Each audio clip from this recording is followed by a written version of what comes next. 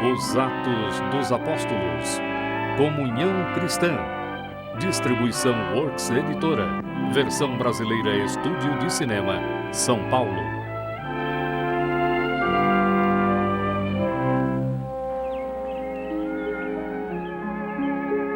Saiba, pois, toda a casa de Israel, que com certeza Deus o fez Senhor e Cristo.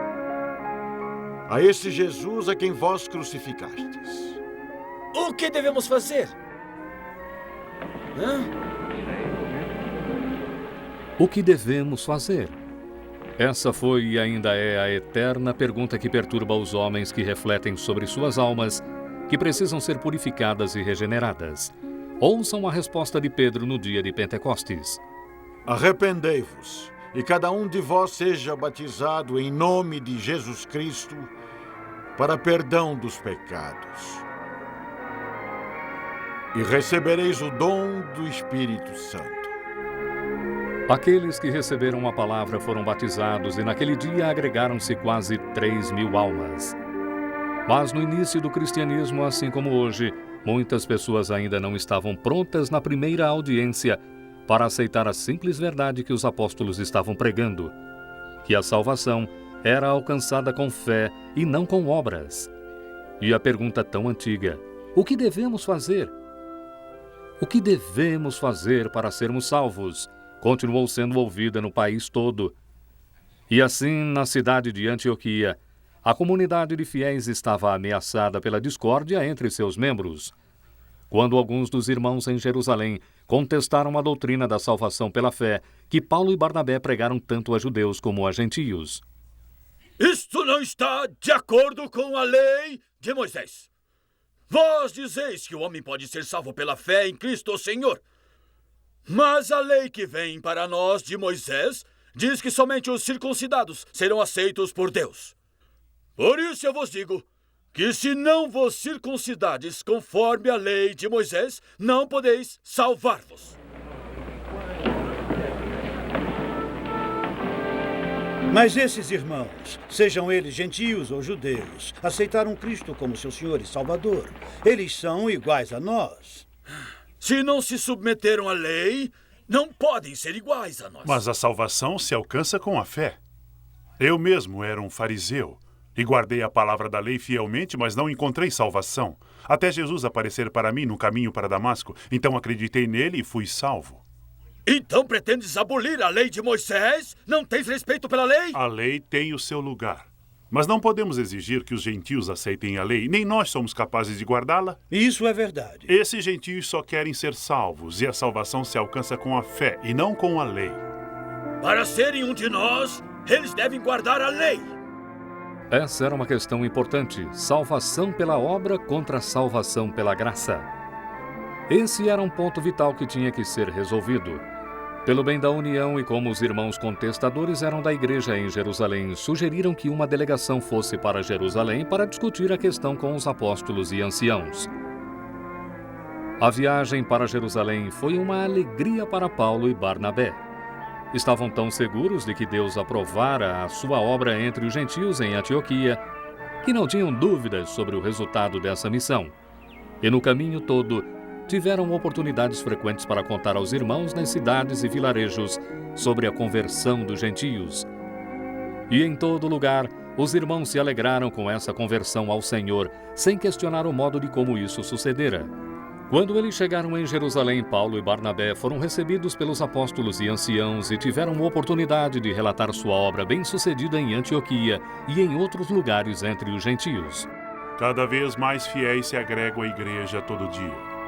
Gentios em grande número aceitaram nosso Senhor e foram batizados. Mas os gentios não foram circuncidados conforme a lei de Moisés. Eles têm que guardar a lei. Não concorda comigo? Os gentios deviam ser aceitos somente pela fé, ou eles deviam guardar os rituais e as regras da lei. A reunião não chegava a uma solução do problema. Claramente, mais tempo devia ser dado a essa questão importante. E assim, após uma discussão aberta, sugeriram que devia ser feita uma reunião especial com os apóstolos e anciãos para discutir mais o assunto.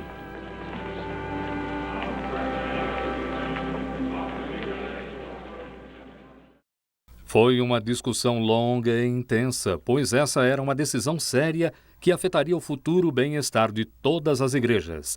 Sem parar, os fariseus cristãos voltavam para o que era para eles a prova indiscutível da lei. Não está escrito que Deus disse para Abraão que todos os homens devem ser circuncidados? E dos não circuncidados, Deus disse que eles quebraram o seu pacto.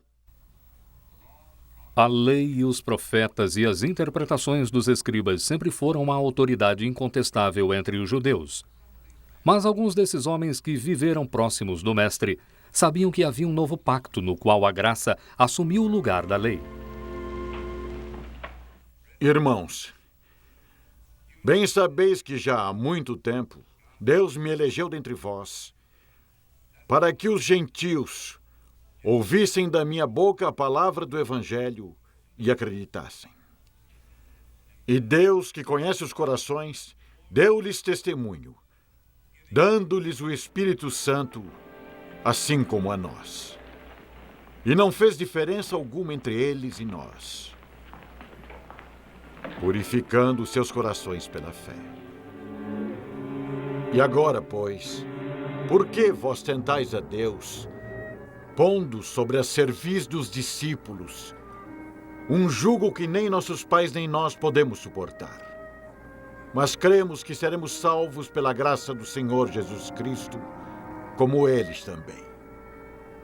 A experiência pessoal de Pedro com Cornélio e seus outros amigos gentios era a prova convincente de que a salvação pela graça foi feita para todos os homens, e que a comunhão cristã também era possível entre judeus e gentios.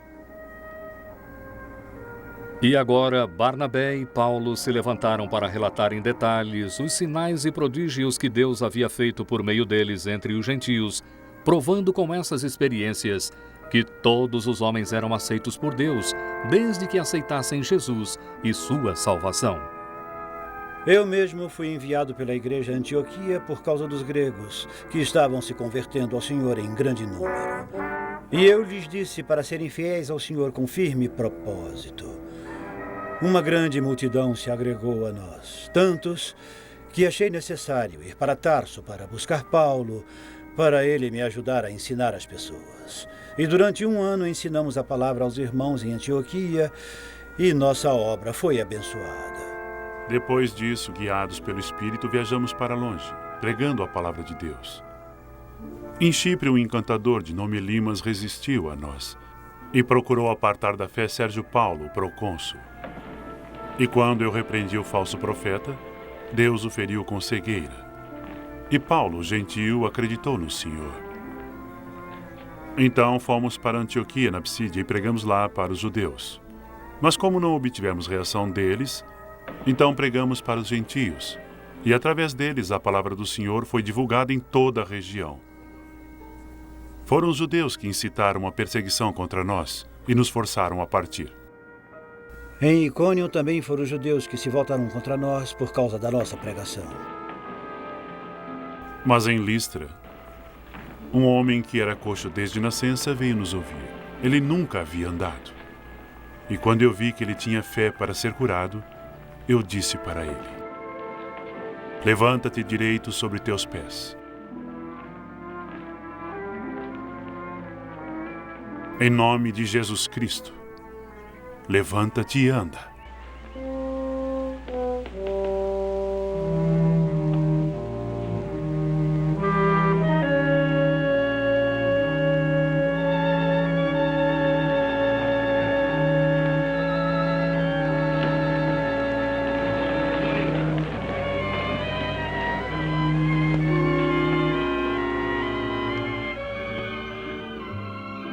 Fizeram seus deuses semelhantes aos homens e desceram até nós.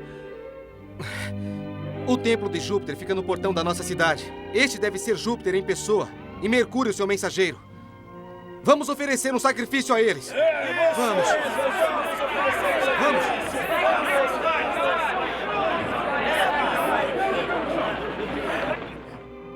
Mas quando quiseram nos oferecer sacrifícios, nós os impedimos, dizendo: nós também somos homens como vós, sujeitos às mesmas paixões, e que deveis converter-vos dessas vaidades ao Deus vivo, que fez o céu e a terra e o mar e tudo quanto há neles. E eles também teriam acreditado. Mas aí vieram judeus da Antioquia e de Icônio que incitaram as pessoas contra nós. E eles apedrejaram Paulo e o arrastaram para fora da cidade, achando que ele estava morto.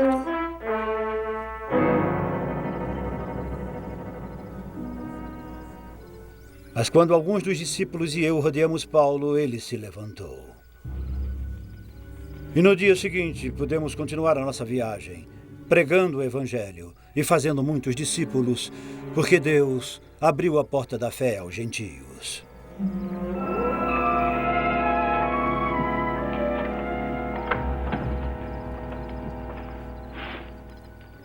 Varões e irmãos, ouvi-me. Pedro relatou como primeiramente Deus visitou os gentios para tornar deles um povo para o seu nome. E com isto, concordam as palavras dos profetas, como está escrito: depois disso, voltarei e reedificarei o tabernáculo de Davi que está caído. Levantá-lo-ei das suas ruínas e tornarei a edificá-lo, para que o resto dos homens busquem ao Senhor, e todos os gentios sobre os quais o meu nome é invocado, diz o Senhor, que faz todas essas coisas, que são conhecidas desde toda a eternidade.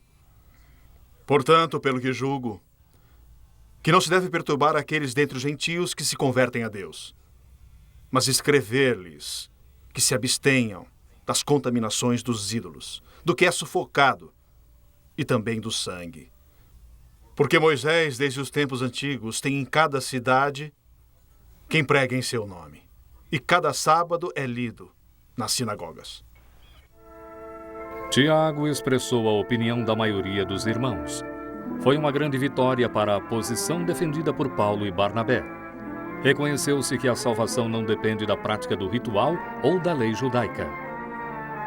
Os gentios seriam recebidos de braços abertos na comunhão cristã. Mas, por outro lado, pelo bem da paz e da harmonia, acharam melhor pedir que os gentios se abstivessem de certas práticas que eram particularmente ofensivas para os judeus cristãos. De certo modo, foi uma solução feliz, uma que ambas as partes podiam aceitar. Agora, só faltava apresentar um relato para a igreja como um todo e esperar que o julgamento dos apóstolos e anciãos fosse apoiado. Dessa vez, a reunião da igreja foi harmoniosa. E os cristãos em Jerusalém escreveram uma carta que seria enviada para Antioquia com Paulo e Barnabé e 2 outros irmãos. Uma carta que era maravilhosamente amigável e franca. Os irmãos, os apóstolos e os anciãos. Aos irmãos dentre os gentios que estão em Antioquia, e Síria e Cilícia, saúde. Porquanto ouvimos que alguns que saíram dentre nós vos perturbaram com palavras e transtornaram as vossas almas, não lhes tendo nós dado mandamento, pareceu-nos bem eleger alguns varões e enviá-los com os nossos amados Barnabé e Paulo. Homens que já expuseram as suas vidas pelo nome de nosso Senhor Jesus Cristo. Enviamos, portanto, Judas e Silas, os quais de boca vos anunciarão também o mesmo. Na verdade, pareceu bem ao Espírito Santo e a nós não vos impor mais encargo algum, sendo estas coisas necessárias. Que vos abstenhais das coisas sacrificadas aos ídolos e da carne sufocada e também do sangue.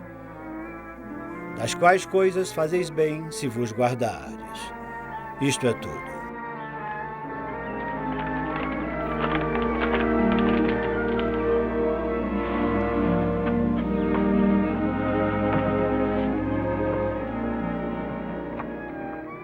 Os anciãos e irmãos em Jerusalém nos mandaram aqui para confirmar o que está nessa carta e em seus corações.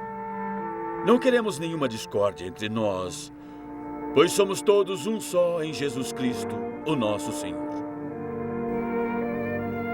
Essa foi de fato uma ocasião alegre para a igreja em Antioquia. Duas grandes questões foram enfrentadas aberta e francamente: salvação pela graça independente da lei e a união da comunhão cristã. Esse foi um bom começo. Barreiras religiosas e raciais foram derrubadas e a notícia ecoou em todo o mundo cristão. Um dia, talvez, todas as barreiras entre os homens cairiam sob o poder irresistível do Evangelho e do amor de Deus.